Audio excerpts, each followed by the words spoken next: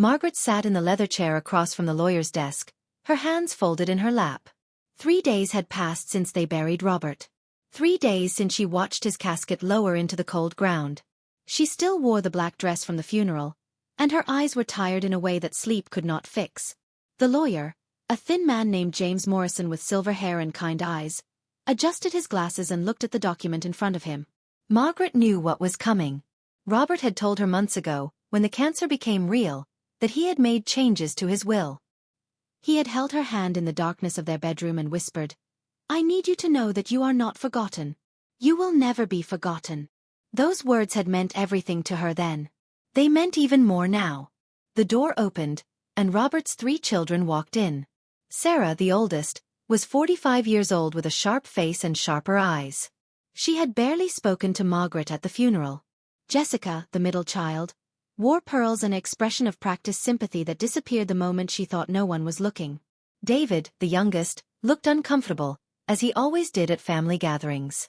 He had never quite fit with his sisters. Before the lawyer could speak, Sarah's phone buzzed.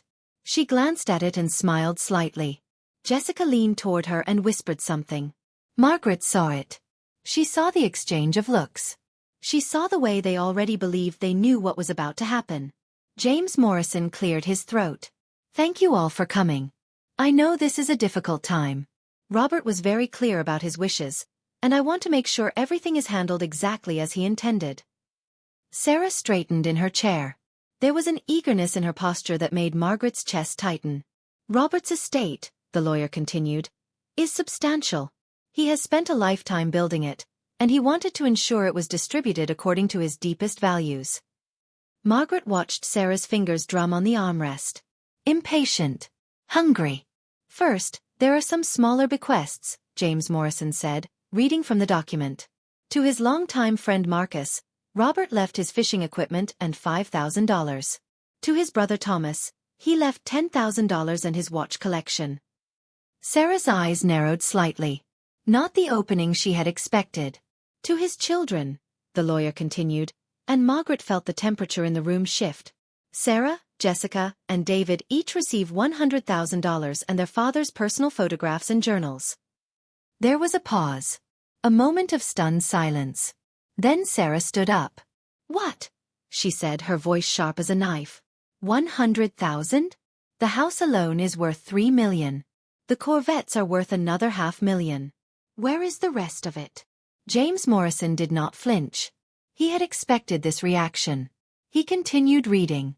"The family home, valued at $3.2 million, goes to Margaret Ellen Winters, along with all vehicles on the property, including Robert's Corvette collection." "What?" Jessica stood now too, her face flushed. "This is insane. She's not even blood. She's not real family." "The investment accounts, totaling approximately $4.7 million, the lawyer pressed on, also go to Margaret Ellen Winters. As does the life insurance policy worth $2 million. The room erupted. Sarah was yelling, her voice loud and sharp. Jessica was crying, but they were angry tears, tears of rage. David sat very still, staring at the floor. Margaret felt as though she was watching this happen to someone else. She felt separate from her own body, floating above this moment, seeing it all from a distance. "This is illegal," Sarah spat. She manipulated him. She took advantage of a dying man. "We're fighting this." And then came words that would replay in Margaret's mind for years to come. Sarah turned to her daughter, who had entered the room moments before, standing in the doorway. Sarah pointed at Margaret's name on the document and screamed, "Erase her name!" The lawyer's voice cut through the chaos. "There is more," he said quietly, and something in his tone made even Sarah stop. "Robert left a message. He asked that it be played now in this room with all of you present." James Morrison pressed a button on his laptop. The sound of Robert's voice filled the room, weak but clear, recorded just 2 weeks before he died. "My children," Robert began, and Margaret's breath caught. She had not known about this. "If you are hearing this, then I am gone. And you are angry. I know you are angry because you do not understand. Let me tell you what I understand." There was the sound of Robert breathing, struggling slightly. "I married Margaret 32 years ago. She was a teacher, talented and independent. She had dreams of her own. But she chose me. She chose all of you. She gave up the career she wanted to raise you, to support you, to love you. She worked through recessions. She paid for your college. She stayed by my side through chemotherapy and fear and the darkest nights of my life. Sarah had sat back down, but her jaw was clenched. You were busy with your own lives, Robert continued. That is not an accusation. That is the truth. You called on holidays. You sent cards. But Margaret was here. Every single day, Margaret was here. She made me tea when I could not sleep. She held my hand in the hospital. She did not complain. She did not keep score. She simply loved. Margaret felt tears sliding down her face. So I chose to honor that love in the way that matters most. Not because I do not love you. I do. But because love is shown in how you live, in your daily choices, in your sacrifices. And Margaret sacrificed everything. The house, the cars, the money. These are symbols of a life built together. They belong with her. The recording paused. Then Robert's voice came again. Softer now. I hope you will understand. I hope you will look at your own lives and ask yourselves what you have chosen to love. I hope you will find the grace to forgive what you perceive as a slight, and instead see what it truly is. A final act of honoring the woman who loved your father when it would have been easier not to. The recording ended. The room was silent except for the sound of Jessica crying into her hands. Sarah stood up slowly. She looked at Margaret for the first time since the lawyer had finished speaking. There was no anger in her expression anymore. Only confusion, as if she had suddenly realized she did not know who this woman was at all. As if she had never bothered to look. I don't understand, Sarah said quietly. Then she turned and walked out of the room. Jessica followed moments later, her pearls clicking softly against her chest. David remained for another moment, looking at Margaret with an expression she could not read. Then he too stood and left.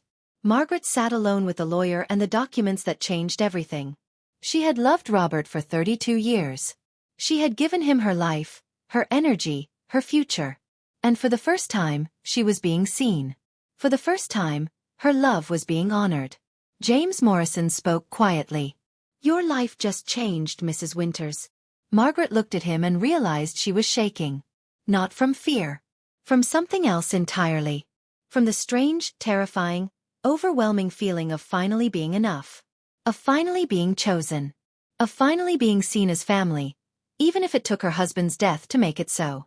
She picked up the copy of the will with her name written across it in bold letters and held it to her chest.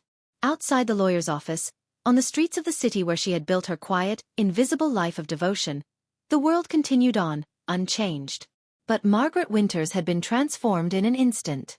From a woman without a name to a woman finally called by her own. The photograph sat on Margaret's nightstand in a silver frame. Robert stood in the backyard of their first house, smiling at the camera with his arm around her. She was 28 years old, her hair long and dark, her smile genuine and full of hope. It was 1992. The world felt wide open. The future felt endless. She had been teaching high school English then, a job she loved with a passion that consumed her. Every evening, she came home with stories of difficult students who suddenly understood the beauty of Shakespeare, of teenagers who had never thought of themselves as writers until she showed them they could be. She had plans to get her master's degree. She had dreams of writing a novel. She had built a life that was entirely her own. Then she met Robert at her sister's wedding. He was 40 years old, divorced, with 3 children from his first marriage. Sarah was 16, Jessica was 14, and David was 12. Robert was handsome in a quiet way, with kind eyes and a laugh that made people feel safe. He was a successful businessman, the owner of a construction company that had made him wealthy.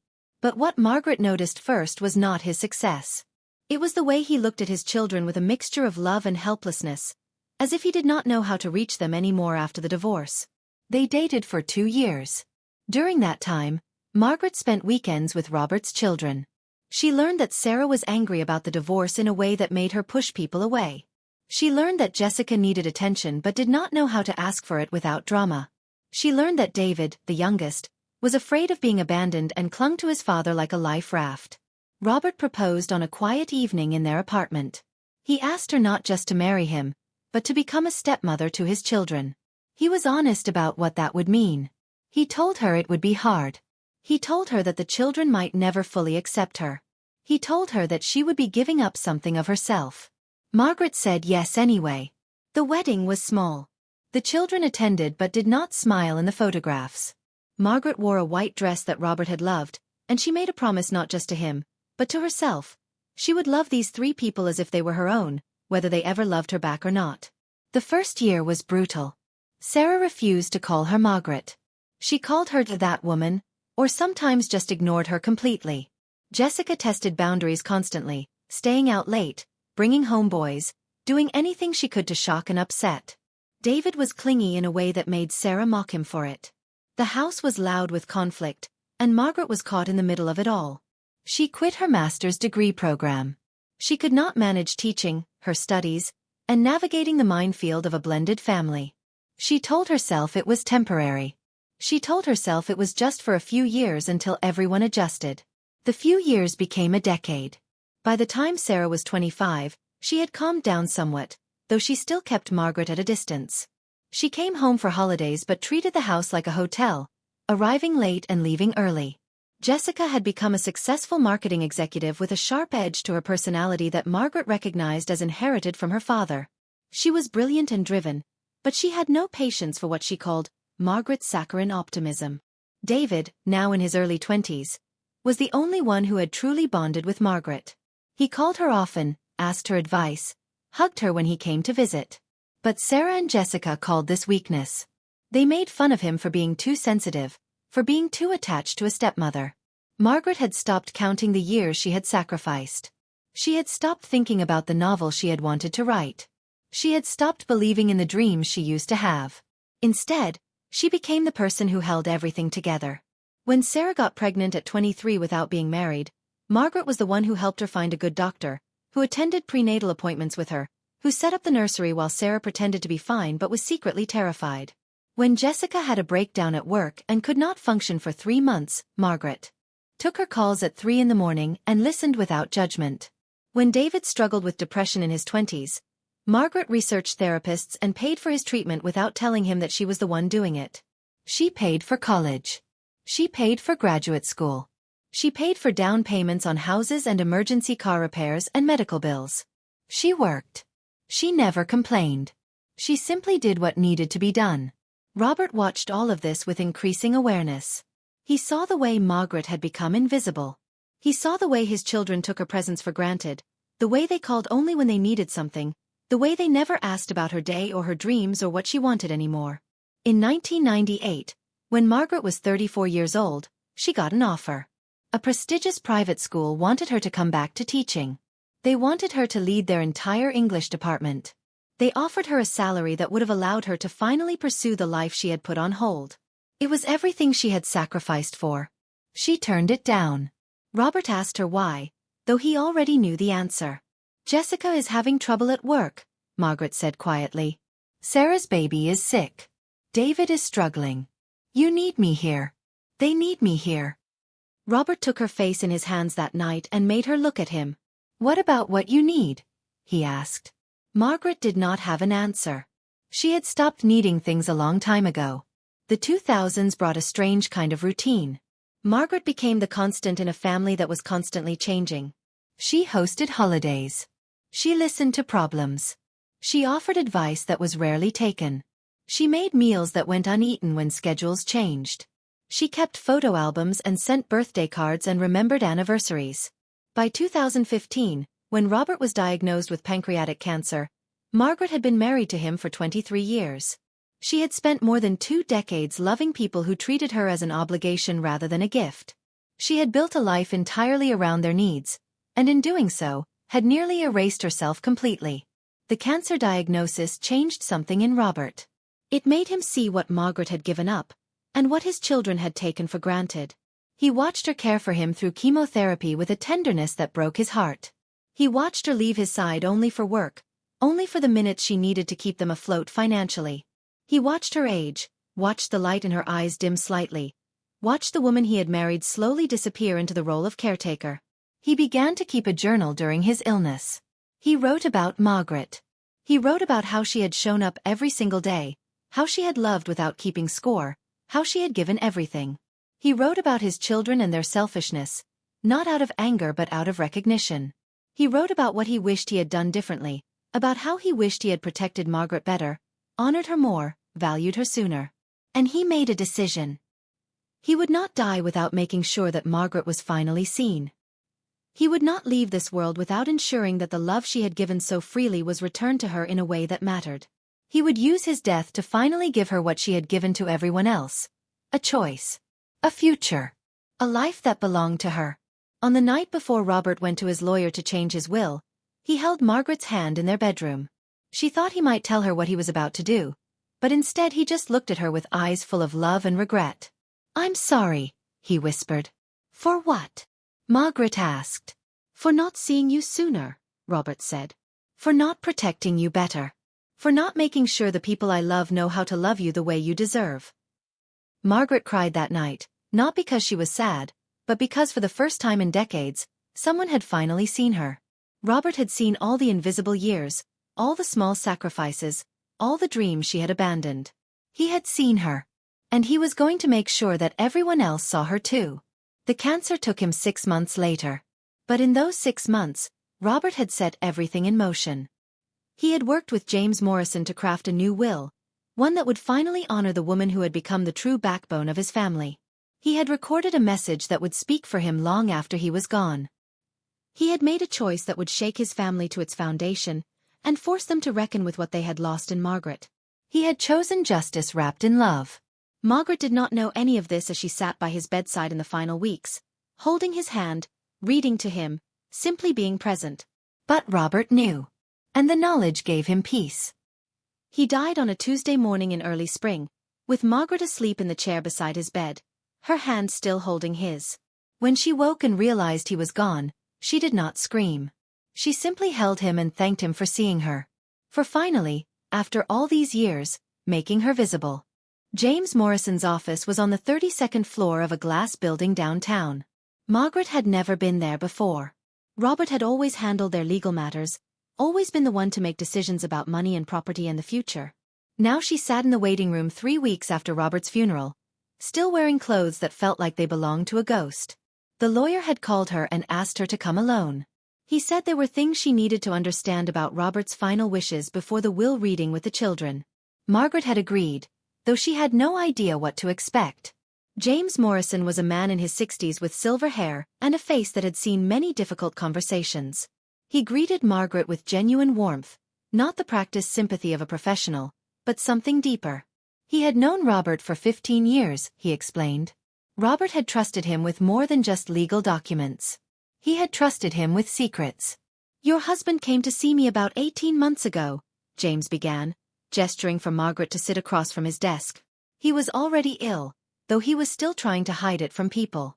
But Robert was never very good at hiding things from people who really saw him. "And I saw him." Margaret listened, her hands folded in her lap. "He asked me a question that most people never ask," James continued. "He asked me what he owed to the people he loved. Not legally but morally. Spiritually. He wanted to know if there was a way to use his death as a final act of love, rather than just a transaction." The lawyer stood and walked to the window, looking out at the city below. "Robert told me everything," James said quietly. "He told me about Margaret. He told me about the life you had given up. He told me about the career you abandoned, the dreams you set aside, the decades you spent making everyone else's life better while your own became smaller and smaller. He cried when he told me these things. Not because he was sad about dying, but because he was sad about what you had sacrificed." Margaret felt tears beginning to form, but she held them back. "So we made a plan," James said, turning back to face her. "Your husband spent the last 18 months of his life working with me to create a will that would do more than just divide his assets. It would tell a truth. It would make visible what had been invisible for so long." James returned to his desk and opened a leather folder. Inside were documents but also something else. A USB drive. "Robert recorded a message," James said. "He did it in stages, as the cancer progressed. He wanted it to be his voice, his real voice, speaking to his children about what he saw and what it meant. But before the will reading, he wanted you to hear it first. He wanted you to know that you were not alone in seeing what had happened to you. He wanted you to know that someone had finally witnessed your sacrifice and had chosen to honor it. James handed Margaret the USB drive. Their fingers touched briefly, and Margaret felt something pass between them. An understanding. A recognition of what was about to unfold. Go home and listen to this, James said gently. Then come back, and we will face them together. That night, Margaret sat alone in the house that had been her sanctuary and her prison for 32 years. She put the USB drive into her laptop with shaking hands. Robert's voice filled the darkness of the living room. Margaret, my love, he began, and she could hear the pain in his voice, the effort it took to speak. If you are hearing this, then I am gone. I am sorry. I wanted to stay longer. I wanted to watch you finally claim the life that should have been yours all along. He paused to catch his breath. I need to tell you something that I should have said 1,000 times but never did. I need to tell you that I see you. I have always seen you, but I did not always acknowledge it, and for that I am deeply sorry. You came into my life when you did not have to. You chose a man with baggage, with children who were angry and lost, with a future that was uncertain. You made that choice knowing it would cost you something. Knowing it would change you. Robert's voice grew stronger. And then you gave everything. Year after year you gave. You gave your time, your energy, your dreams. You paid for their education. You held them when they cried. You forgave them when they were cruel. You never asked for recognition. You never kept score. You simply loved. And I watched you become smaller because of it. I watched the light in your eyes dim. I watched you disappear into the role of caretaker, and I did not stop it. I did not protect you. I did not honor what you were giving. Margaret was crying now, her body shaking with sobs she had held back for decades. My children will be angry when they hear this, Robert continued. They will not understand. They will think I am betraying them. But I am not betraying them. I am finally being honest with them. I am showing them what love really looks like. I am showing them that family is not determined by blood. Family is determined by who shows up. Family is determined by who stays. Family is determined by sacrifice and presence and the daily choice to put someone else's well-being before your own. There was a long pause. Margaret could hear Robert breathing, struggling. Sarah, Jessica, David. I love you. But I did not teach you to honor the woman who honored you. And that is my failure. That is what I am trying to correct now, though I know it will be painful. I am giving Margaret the house, the cars, the money, not to punish you, but to finally honor her. To finally say that her love was seen, and it was real and it mattered. Robert's voice became very quiet. And Margaret, my darling, I am giving you these things because you deserve them. Not because I owe you anything, but because I want the world to know that you were chosen. You were valued. You were loved. You were finally, after all these years, enough. The recording ended. Margaret sat in the darkness for a long time. She did not move. She did not cry anymore. She simply sat with the weight of finally being seen, of finally being honored, of finally being enough. The next morning, she returned to James Morrison's office. The lawyer smiled when she walked in, and Margaret could see in his expression that he knew. He knew that Robert's words had reached her. He knew that she had heard what her husband had been trying to say for decades. Are you ready? James asked gently. Margaret nodded. The will reading was scheduled for noon. By the time Sarah, Jessica, and David arrived, Margaret was seated in the chair beside the lawyer. She wore a black dress, her hair was pulled back neatly, and her hands were steady. She looked at Robert's children, her stepchildren, though she had never truly been allowed to claim that title, and felt something shift inside her. Not anger. Not bitterness. But clarity. James Morrison read through the legal language. He explained the assets, the valuations, the conditions. And then he played the recording. When Robert's voice filled the room, Sarah stood up immediately. But then she stopped. She listened. She heard her father speaking truths that could not be denied, could not be argued with, could not be dismissed. When the recording ended and James announced the distribution of the estate, Sarah screamed. Jessica cried angry tears. David stared at the floor. But it was done. The truth had been spoken. The injustice had been addressed. After the initial shock subsided, there was a moment of stillness. James Morrison had excused himself to give them privacy. Margaret sat alone with her 3 stepchildren in the conference room. Sarah looked at her with something like hatred. "You planned this," she said coldly. "You manipulated him while he was sick. You took advantage of a dying man." Margaret looked at her stepdaughter, this woman she had loved for 32 years despite never being asked to, despite never being welcomed, and she finally spoke her truth. "I did not plan anything," Margaret said quietly. "Your father planned this. Your father made this choice because he finally saw what I had given and what you had not. Not because I asked him to. Not because I wanted his money. Because he loved me enough to honor me after decades of watching me honor everyone else without being honored in return." Jessica shook her head. "She's not family," she said bitterly. "We're blood. We're the real family." And Margaret stood up. She had waited 32 years to say what she was about to say. She had waited through decades of being erased, dismissed, taken for granted. She had waited for the moment when she could finally claim her own truth. "Blood does not make a family," Margaret said, her voice steady and clear. "Love makes a family.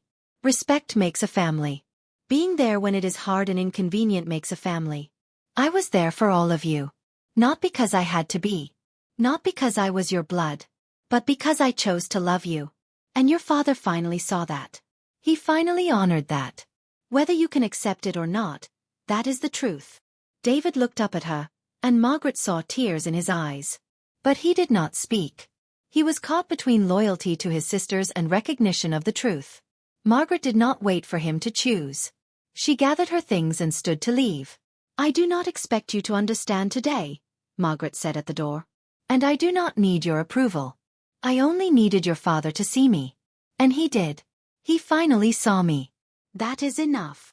She walked out of the conference room, down the hallway, into the elevator, and out onto the street. The world looked the same, but she felt entirely different. For the first time in 32 years, Margaret Winters was not invisible. She was not erased. She was not convenient. She was loved. She was honored. She was finally, after all these years, enough. That evening, Margaret sat in the house that was now entirely hers. She looked at the photographs on the walls, pictures of holidays and celebrations, moments she had organized and created and made beautiful for people who rarely thanked her. She looked at Robert's empty chair in the living room. She thought about the years that were gone, the dreams that were abandoned, the woman she used to be.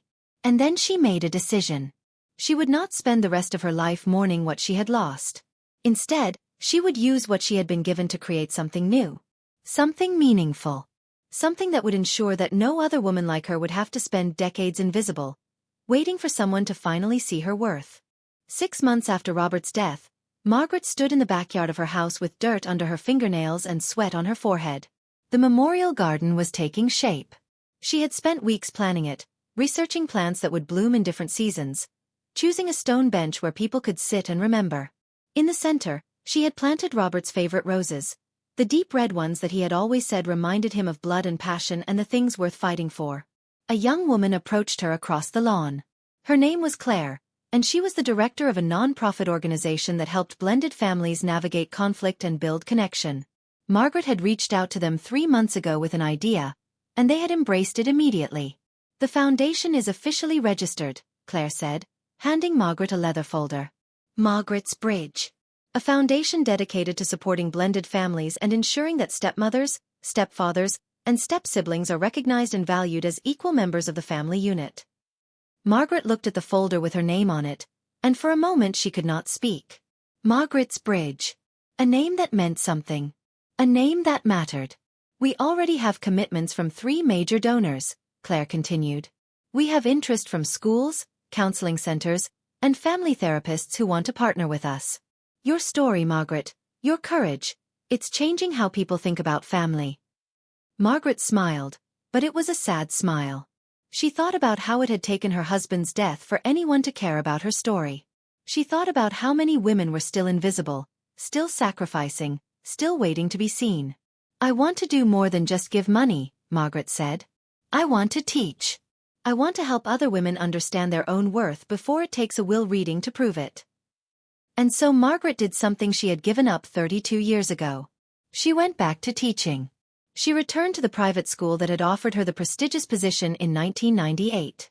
They were shocked when she called. They were thrilled when she explained what she wanted to do. She did not teach English literature anymore. Instead, she taught a new course called Finding Your Voice: Women, Families, and Self-Worth. She taught young women about the danger of disappearing into the roles others created for them. She taught them that love should never require the erasure of self. She taught them that family is what you build, not what you are born into. Her students adored her. They saw in Margaret a woman who had learned hard truths the hard way, and who was determined that they would not have to. She became known as the teacher who actually listened, who saw you, who made you believe that your dreams mattered and that your worth was not determined by how useful you were to other people.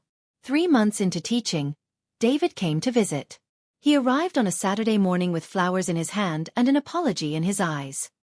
He was 38 years old now, with children of his own, and Margaret could see in his face the man he had become. He was the one who had loved her most, even when his sisters had mocked him for it. He was the one who had tried to bridge the gap between Margaret and the family, even when it had seemed impossible. "I've thought about what you said," David began, sitting at the kitchen table where Margaret had fed this man breakfast for 30 years. "I've thought about it every single day. And I've realized that you were right. About all of it." Margaret made him tea, the way she had always made him tea, and listened. "I was a coward," David said quietly. "I knew Sarah and Jessica were wrong. I knew they were being cruel to you. But I did nothing. I let them control the narrative. I let them make me feel ashamed for loving you, for respecting you, for seeing what you had sacrificed. And I'm sorry. I am so deeply sorry." Margaret reached across the table and took his hand. "You were their brother," she said gently. "You were caught between loyalty and truth. I don't blame you. I never blamed you." David cried that morning, sitting at her kitchen table, mourning the years that had been lost to silence and shame. But he also began to heal. And Margaret, for the first time in her life, received an apology from someone she loved without having to minimize their guilt or comfort their conscience. She simply accepted what he was offering: acknowledgement, regret, change. David's children began visiting Margaret regularly. Her step-grandchildren who had barely known her before now spent weekends at the house, playing in the memorial garden, listening to stories about their grandfather, learning that love came in many forms and that family was something you chose to honor every single day. Jessica was harder. She resisted for a long time. She tried to tell herself that Margaret had somehow manipulated Robert, that the will was not what he truly wanted, that Margaret had won because she was clever and cunning. But those stories became harder to maintain as the months passed. Jessica began to notice things. She noticed that Margaret did not flaunt her wealth. She noticed that Margaret donated most of Robert's money to the Foundation for Blended Families. She noticed that Margaret lived simply, taught for a modest salary, and seemed to be building a life based on meaning rather than comfort. A year after Robert's death, Jessica requested a meeting with Margaret. They met at a coffee shop, neutral territory, a place where they could both escape if things became too difficult. Jessica looked older than she had at the will reading. She looked tired. She looked like someone who had been carrying something heavy for a long time. "I've been in therapy," Jessica said without preamble. "My therapist asked me why I hated you so much. And I realized something. I don't hate you. I hate the fact that you showed us something we didn't want to see about ourselves. You showed us what unconditional love looked like, and we rejected it because we didn't know how to accept it. We were so focused on what we thought we deserved that we couldn't see what you were giving." Margaret listened, saying nothing. "I've talked to Sarah," Jessica continued. "She's not ready yet. But I think she will be. I think she's starting to understand. And I wanted to apologize. I wanted to tell you that you were right. That family is not blood. That love is shown in how you show up, day after day, year after year." Margaret and Jessica did not become close friends. Some bridges take longer to build than others. But they began a new relationship based on honest recognition rather than resentment. Jessica started volunteering with Margaret's Bridge. She used her marketing expertise to help the foundation reach more people. She began to see Margaret not as a rival or an intruder, but as a woman who had loved her and her family even when that love was not returned. Sarah was the last to come around. It took 2 years. But when she finally reached out, she did so through a letter. Margaret found it in her mailbox on a rainy Tuesday morning. "I have spent 2 years angry at you and at my father," Sarah had written. "I have spent 2 years refusing to acknowledge what I could not accept. But my daughter asked me recently why I wasn't close to you, Why I seemed to have so much anger towards someone who had only been kind to me. And I couldn't answer her. I realized that I had no good reason. I had only fear and pride and the unwillingness to admit that I had been wrong. The letter went on to describe Sarah's own journey. She had gotten divorced. She had faced her own struggles. She had come to understand, finally, what it meant to be in a position of vulnerability, to need someone, to realize that love was not a transaction but a gift. I would like to know you, Sarah's letter concluded. Not as the woman who took my inheritance. Not as the woman who manipulated my father. But as a human being. As someone my father loved. As someone who loved me even when I did not deserve it. I don't know if that's possible, but I would like to try. Margaret cried when she read that letter. She cried for the years that had been lost. She cried for the love that had been rejected. But she also cried for the possibility of redemption, for the chance to finally build something real with her stepdaughter. They began slowly. Coffee dates. Lunch. Eventually, Sarah came to the house and sat in the memorial garden with Margaret. They talked about Robert. They talked about the past. They talked about the future. They did not become close overnight, but they began to build a genuine relationship based on mutual respect and the shared understanding that they had both been hurt by their own fears and limitations. 2 years after Robert's death, Margaret published a memoir. She called it, Finally Seen, My Journey from Invisible to Irreplaceable. The book told her story with unflinching honesty. She wrote about her sacrifices without self-pity. She wrote about her stepchildren without condemning them. She wrote about Robert with love and gratitude. And she wrote about the woman she had become in the aftermath of his death. A woman who had learned that her worth did not depend on how useful she was to others. The book resonated with thousands of people. Blended families contacted her with their own stories. Stepmothers reached out to say that they had felt seen for the first time. Adult children wrote to confess that they had taken their stepparents for granted. People from all walks of life wrote to say that Margaret's story had changed how they thought about family, about sacrifice, about love. Margaret's Bridge grew. The foundation now offered counseling services, educational programs, support groups, and scholarships for students from blended families. Margaret served as the director, and she worked tirelessly to ensure that no one else would have to spend decades invisible and unappreciated. 5 years after Robert's death, on what would have been their 37-year anniversary, Margaret sat in the memorial garden with her entire blended family. David was there with his wife and children. Jessica was there with her partner. Sarah was there with her daughter and grandchildren. And they gathered around the bench that Margaret had placed among Robert's roses. Margaret had written a letter to be read aloud on this day. It was not as lengthy as Robert's recorded message, but it was equally powerful. My family, she began, her voice steady and clear. I want to thank you for finally seeing me. Not all of you saw me at the same time. Not all of you came to this understanding easily. But you all came. You all chose to look at the truth, even when it was painful. You all chose to build something new with me instead of clinging to the past. She looked at each of them in turn. I want you to know that I do not hold the years of invisibility against you.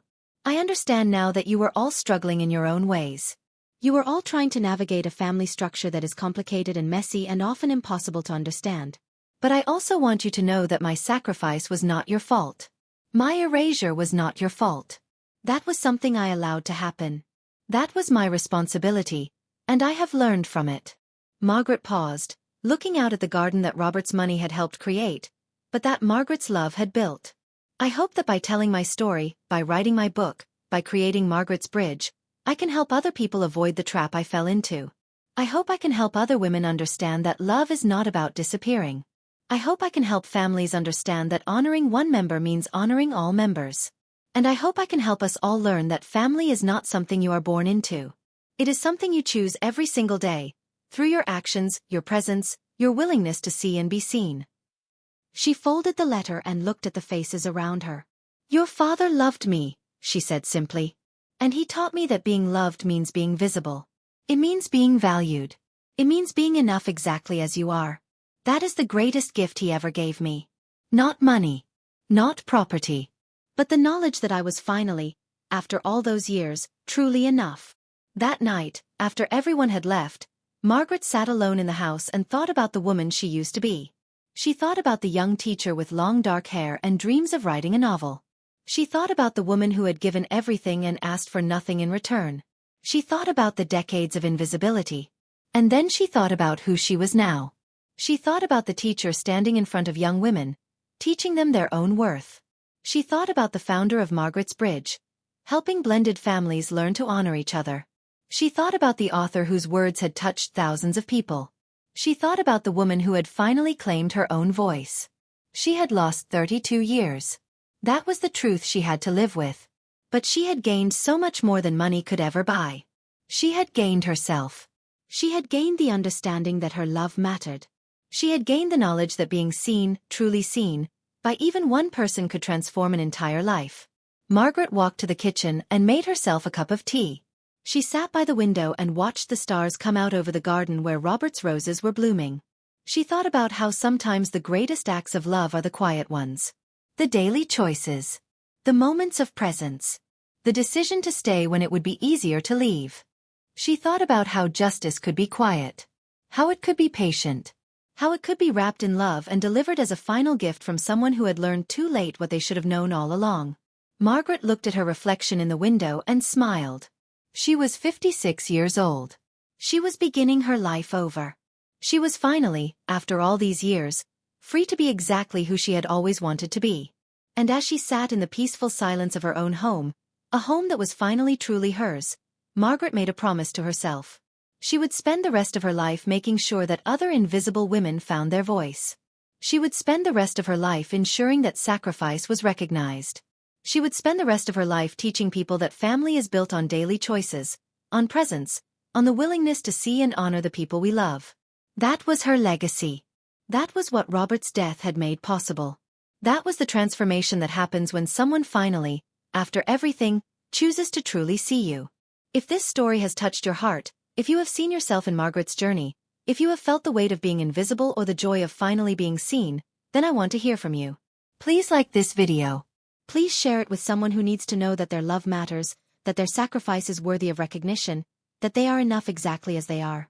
Please subscribe to our channel for more stories of heartwarming transformation and real human connection that will remind you what truly matters in life. And please, tell us in the comments where you are watching from.